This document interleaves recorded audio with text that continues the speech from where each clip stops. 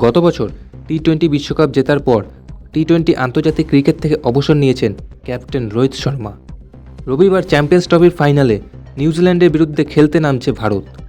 রবিবার ম্যাচের পরে কি এবার একদিনের ক্রিকেট থেকে অবসর নেবেন রোহিত? এই প্রশ্নের জবাব দিলেন শুভমান গিল। রোহিতের অবসরের জল্পনা দীর্ঘদিনের।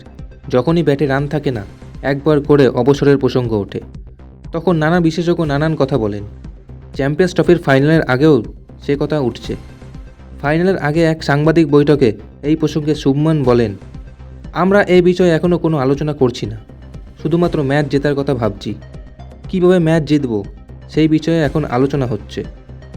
আমার মনে হয় রোহিত ভাইও এখন শুধুমাত্র জেতার কথাই ভাবছেন। ওর সব লক্ষ্য দেশের হয়ে আরেকটা আইসিসি ট্রফি জেতা। তবে একেবারেই যে রোহিত অবসরের কথা ভাবছেন না, এমনটাও বলেননি শুভমান। তিনি বলেন, আগে চ্যাম্পিয়ন্স ট্রফি জিতি, তারপরে রোহিত ভাই অবসরের কথা ভাববে। চ্যাম্পিয়ন্স ট্রফির আগে লাল বলের ক্রিকেটে রোহিতের ফর্ম ভালো ছিল না। অস্ট্রেলিয়ার টেস্ট সিরিজে শেষ ম্যাচে প্রথম একাদশের বাইরে বসতে হয়েছিল তাকে। সেই সময় জল্পনা শুরু হয়েছিল যে টেস্ট সিরিজের পরেই অবসর নেবেন নাকি রোহিত। চ্যাম্পিয়ন্স ট্রফিতেও হয়তো খেলবেন না তিনি।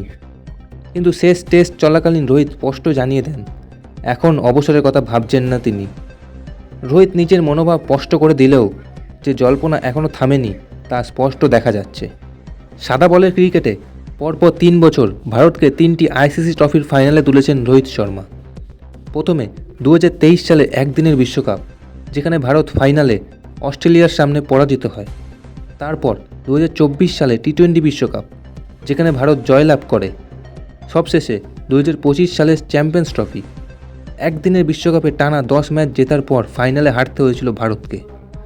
দেশের মাটিতে স্বপ্নভঙ্গ হয়েছিল সেই দিন। সেই ধাক্কা সামলে এবার 50 ওভারের একটি আইসিসি ট্রফি জিততে মরিয়া হয়ে উঠেছেন রোহিত। তার বাইরে আপাতত কিছু নিয়ে ভাবছেন না ভারত অধিনায়ক রোহিত শর্মা। আজকে এটুকুই। ভিডিওটি ভালো লাগলে ভিডিওটিতে অবশ্যই একটি লাইক করে দেবেন। আর এরকম গুরুত্বপূর্ণ তথ্য পাওয়ার জন্য চ্যানেলটি এক্ষুনি সাবস্ক্রাইব করে রাখুন।